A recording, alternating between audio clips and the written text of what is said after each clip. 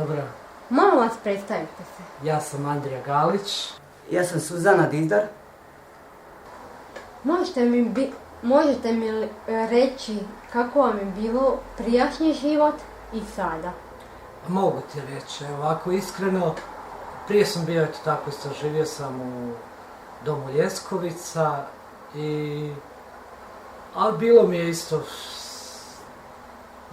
dosta je bilo, trebalo mi je dosta dugo da se prilagodim, prvo je to iz početka i onda poslije s vremenom imao sam isto neke posla sam radio svoj i tako ali se u nekim stvarima ograničeno. Ali sad, kako živim ovdje, puno mi je lakše, nisam toliko ograničen, ljepše se osjećam, manje sam opterećen. Ja sam prije bila u domu. Kako ti je bilo? Nije mi baš bilo lijepo, zato što kažnjavali su nas stalno i nismo smjeli ići van. Kaže, ne možete ići van.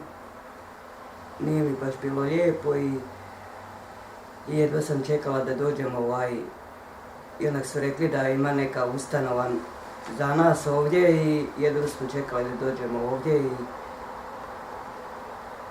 Znači ima velika razlika? Da, velika je razlika ovdje i... Čime se bavite? Pa moj posao je u gospodarskoj komori, ja sam na održavanju dvorišta. Već s tim poslom radim 3 godine. Puno ima Šta radite u poslu? Pa moje održavanje dvorišta. Dosta puno ima gdje ljudi dolaze na taj moj posao. Zapravo dolaze sa svojim poslom i znam ljude i uputiti gdje treba. I ako i ne znam uputiti, uputim i drugim ljudima koji tamo rade da im objasne. I zadovoljan sam jako na poslu i...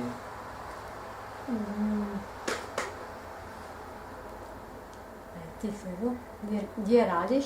Ja radim u Demu. Meni je jako lijepo.